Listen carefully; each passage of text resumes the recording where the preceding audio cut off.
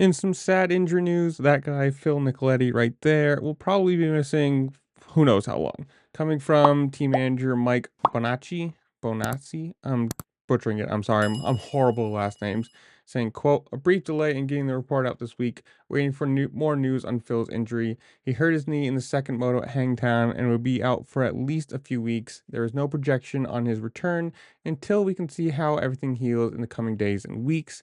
Obviously, this is coming from his last year, or coming in his last year in racing, or at least motocross racing. So you never want to see anybody get injured, but especially one of the fan favorites. And in his last year, even if he wasn't doing amazing, which he was racing up front, he was looking fast. So this makes it even worse. You know, his last victory tour, or however you want to say it, looking quick, running out front, and then crashing and being hurt and missing a few weeks, obviously isn't what anybody wants.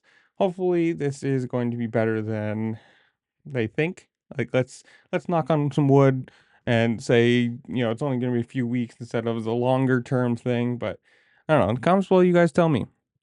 Who do you think wins the championships? 250, 450? Are you going to any rounds? Whatever it is, comment down below. While you're down there, make sure to like, share, subscribe, do all the fun things this platform allows you to do, because it really just helped me out, and I appreciate that.